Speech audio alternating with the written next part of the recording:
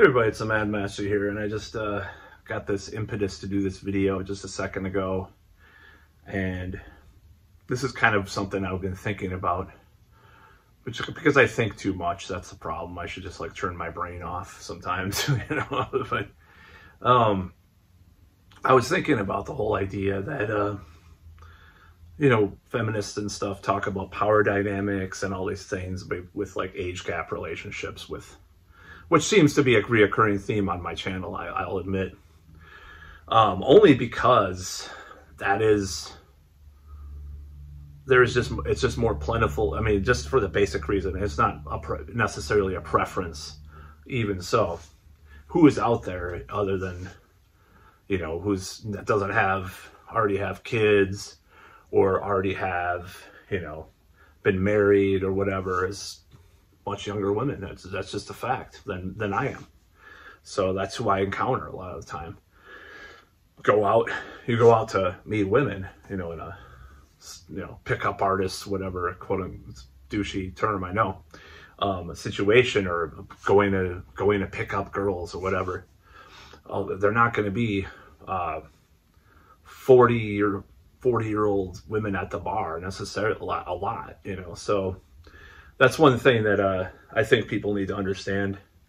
I'm not going to go into preferences and stuff like that in this video, but it's got me thinking about the whole power dynamics thing that people talk about, and a lot of feminist things in general that they talk about are framed from this idea that men are this all-powerful evil force, like Skeletor or something on this mountain, this monolithic kind of beast called men, and women are these puny little delicate flower creatures on the bottom, and this evil patriarchy is out to get these evil, well, sometimes they are,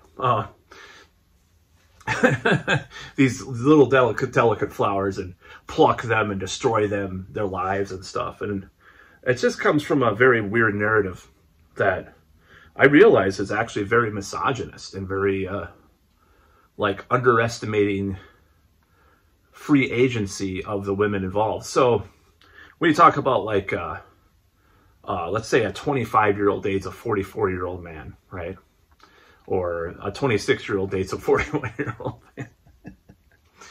And, you know, some of these feminists will be like, that's so problematic. And, I mean, not as problematic as, like, if someone dated a 19-year-old or something, obviously. But, you know, still, they say this stuff sometimes. And I'm just thinking, well, okay, so you're telling me that... And I did actually argue with someone on Facebook about this once, as far as that age difference, which is even more ridiculous. Not the 19 and the 40-year-old, but you're telling me that this woman has no free agency and is just like swayed by this evil beast man patriarchy thing, this nebulous kind of concept of male supremacy, you know? You're basically saying that women have no free agency and are just swayed by this evil force. You're pumping up the male species and downplaying the intelligence, agency, and free will of the female species, in essence.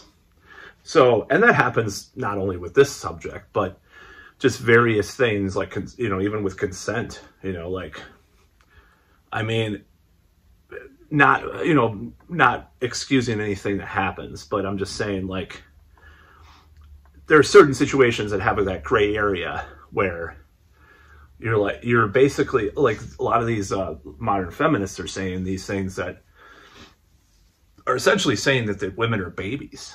You know, they're just like dumb baby flowers, basically, that have no agency or free will or intelligence of their own. Like, they can't discern from things. Now, an 18 or 19-year-old, you know, girl is probably not going to have a huge amount of life experiences. Of course, I grew up around a lot of young women that did, which probably jades me a little bit because I went to an alternative high school full of druggies and very promiscuous people. I mean, I heard, and I also was involved with like these online things, the early online stuff, the BBSs that people were all screwing each other, you know, and I wasn't, of course, because I was the mute of the group or whatever. Actually, I could have, though, because there was many situations where I got into, but I was so shit scared of situations that happened. I'm wearing a shirt that I wore in high school, by the way, too. I bought this shirt. I bought every shirt that I wore in high school. I still have a few that I actually literally wore in high school, but I don't know why. But you're having a midlife crisis. Why don't you grow up, Matt? Anyways, why don't you grow up? You know, you're the one that supports all this crap. You know, all these politicians that are bombing people for oil and money. Who cares what shirt I wear? You know, what I like, by the way. You know, by the way, I was watching a Lemmy documentary the other day, or yesterday, not the other day. The other day. I was thinking I was doing my comedy because the other day is a common thing in comedy. That term. So I was watching this thing and he's like, you know, they show his apartment. It's like worse than mine and like more messy and cluttered and hoarder-esque than mine is. It's like, I don't feel bad anymore about my apartment. It's not actually that bad. Maybe I'll do a tour one day, you know, when it needs some cleaning today, which I'll probably do, but you know, that's one thing that I just feel bad about stupid shit. I'm sick of it, you know. I'm not going to feel bad about stupid shit like people saying, oh, why do you have all that stuff? Oh. It's like, I just happen to have all this shit, I guess. I don't know. Who cares? What is it to you? What business do you have criticizing me? You're probably, you know, on a phone right now, you know, that's made by little kids. Why should I feel bad about myself, you know? This is probably made by little kids too in some country, but or some of the components are, you know. But yeah, that's a little bit of a sidetrack digression from what I was talking about. So yeah, I don't think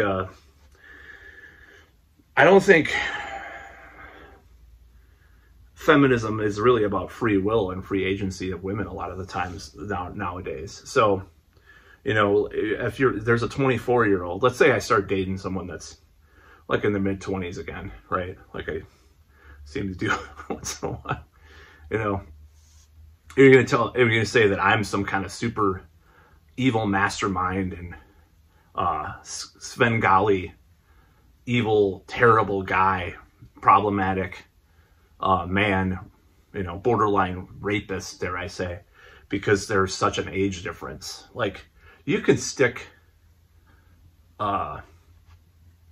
it where the sun don't shine, you know.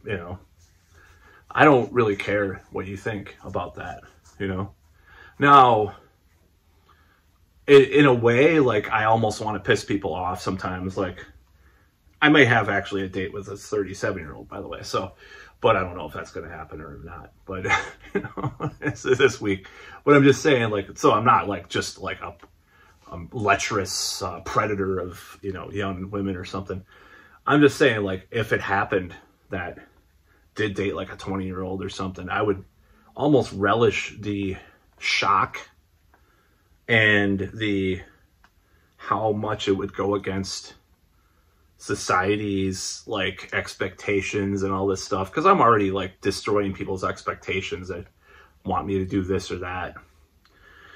And, you know, I'm going to further destroy society's expectations and society's thoughts of what I should be doing. Like, some relatives think I should do this or should do that. It's like, who, you know, what business do you have? What did you do with your life? There are certain people that are out there, you know. I'm not saying anybody that is relative that I'm talking with right now, just in case anybody watches. I just mean, like, what did you do? You know, what business do you have telling me what I should or shouldn't do, you know, or judging me on these things, you know? Like, I had a relative say, oh, well, like one time I was mentioning that I was getting a lot of dates with younger women and stuff. It's like, well, you don't have an established career, so they're more attracted to you. It's like, oh, that's nice. Okay. Well, what do you do? What did you do with your life? Are you that unhappy? My question for these people is that, are you that unhappy with your own life that you have to criticize mine? Like, if you're really a happy person deeply within yourself, would you have to criticize someone else? This is like some kind of, you know, I know this sounds like some fluffy ass New Age Buddhist bullshit, pseudo-Buddhist bullshit, right? It is probably, but like, there's some truth to that, you know? It's like, if a person is focused on something so much, and this is kind of goes for like the classic things, homophobia, because like you have that Ted Haggard or whoever, and he was busted blowing some guy with meth in the bathroom or whatever, or Larry Craig or whoever, these Republicans, these old school Republicans back in the 2000s. They're like, we're like totally like, wanted like no rights for gay couples and stuff, and vote, and would like be almost like be on their agenda. They would talk about the gay agenda and stuff, and they were blowing guys in the bathroom and getting it up their ass in private anyways, more than a non-homophobic Republican or non-homophobic politician probably, because they had to project their own dissatisfaction with the way they were. So anybody that tells me, oh, well, right, criticize my life, what about your life? You must be mad about your life. If you were happy with yourself, you wouldn't have to criticize me. It's the same goes for all this like this feminist shit. I mean, okay, I'm not going to say all feminist stuff, but like a lot of the modern, like SJW, whatever you want to call it, you'll see this cliche time and time again.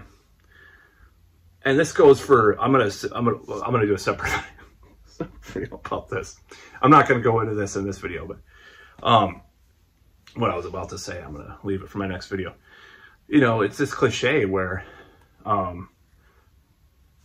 probably could eat two of me, you know, and blue hair, blah, blah, blah. Not the you know, their face looks like the bad end of my butt and my foot, you know, mixed together.